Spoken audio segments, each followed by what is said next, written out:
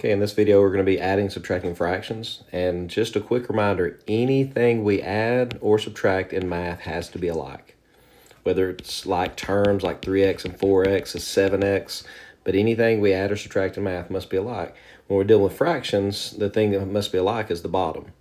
Here we have 3/4 and 1/3. We have to somehow make this 4 and 3 the same. So we're going to find what's called a common denominator, a number that 4 and 3 are both divided into, and we're going to turn them into that. Now, my recommendation, just to have cleaner work, is when you turn it into that common denominator, which in this case is 12, 4 times 3 is 12, and 3 times 4 is 12, that you actually don't write right here, because sometimes we get a little jumbled with our work.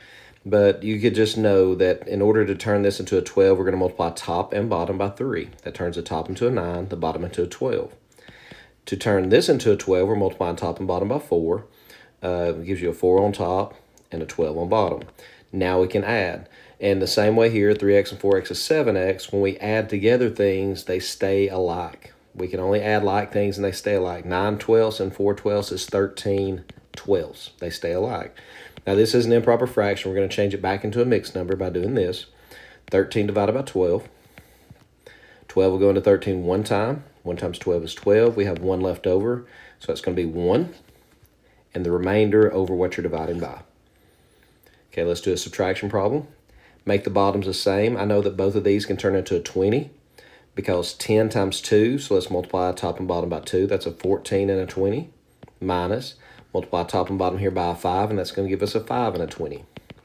When things are alike, we can now add and subtract. In this case, we're subtracting. 14 over 20 minus 5 over 20 is 9 over 20, and always make sure that you can't reduce. Then the next one, have an 8 and a 9 on bottom. Want to make them alike, so we're going to make them both into, and if we can't think of anything else, we can always just multiply the bottoms. 8 times 9 is 72, so we know we can turn this into a 72. So we're going to multiply top and bottom here by 9. That gives me a 63 and a 72. Multiply top and bottom here by an 8. That gives me a 40 and a 72. When you add them together, because they're now alike, they stay alike, that's going to be 103 over 72. Again, that's an improper fraction because the top is bigger. So we're going to do 103. We're going to divide it by the 72. It's only going to go one time. 1 times 72 is 72. When we subtract, we get a 31. So it's going to go one whole time with 31 left over. 72 is what we divided by.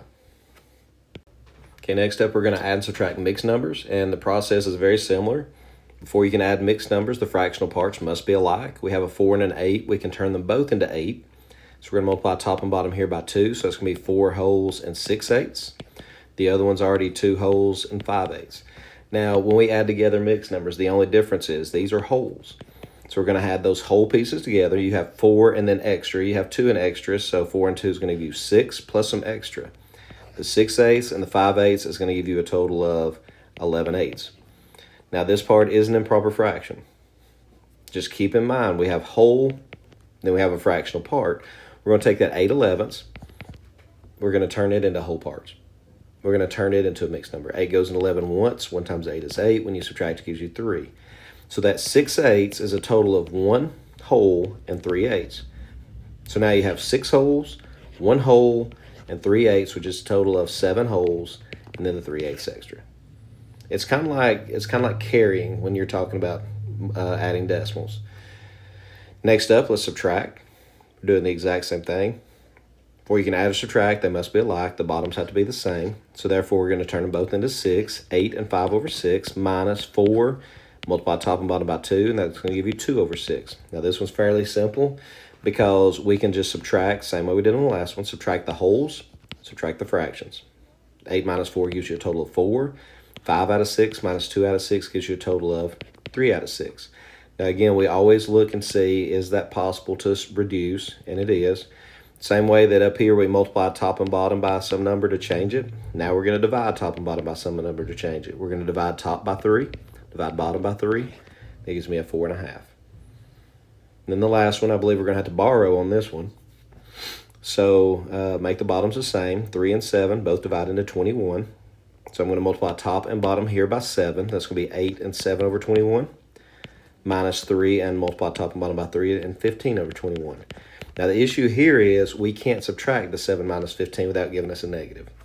So what we're going to do instead, we're going to borrow 1. Now, here's the way I like to show this. We're going to borrow 1 from the 8, make it a 7. And I'm going to put that whole right here. And there's a reason for that. So now we have 7 wholes. I'm going to take this 1 whole and 7/21, or 7/21, and do exactly what we do when we change mixed numbers back to improper fractions. We're going to multiply 21 times 7, or excuse me, 21 times 1, and add the 7. And that gives me 28/21.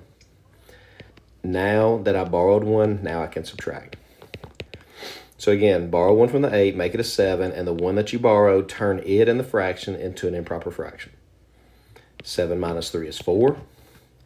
28/21, 15/21, when you subtract, gives you 13/21. Now you have your final answer.